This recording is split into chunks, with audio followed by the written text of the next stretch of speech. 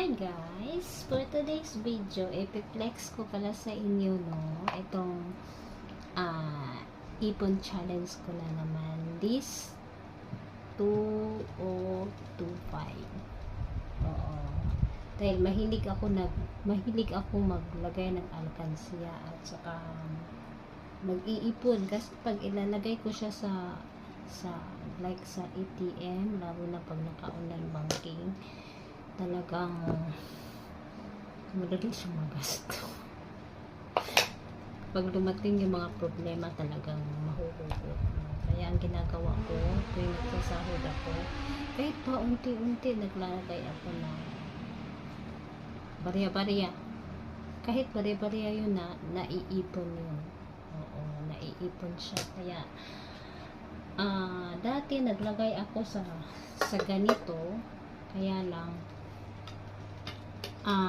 inopen ko na siya kasi nga isang taon na siya. Tuwing December ko siya inopen. So ngayon mag-aano na naman ako, mag-iipon challenge na naman ako sa sarili ko.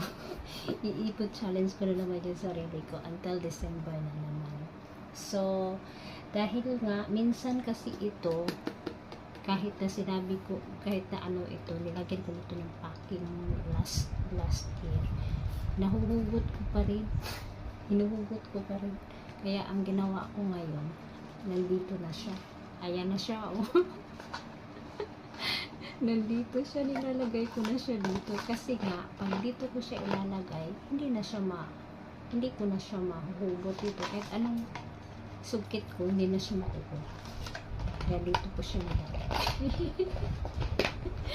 Nakaka-inspire naman kasi, yung para bang pag nakikita mo meron kang ganito, parang pag may sahod ako, lagyan ko na naman na siya ng $2. Kahit na $2 o $5 ang nilalagay ko dito, naiipon siya 1 week. Tapos may na naman akong ginagawa ko, nagpapapalit din ako sa money changer dito para meron din akong piso na maiipon ko.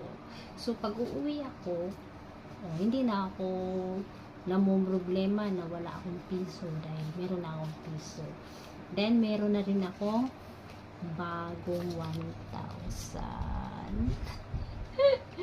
Meron na akong bagong 1,000. Tas so, tuwing sahod ko, meron talaga akong tinatabi. Nag-change ako sa money changer minsan. Like, pag may $50 akong na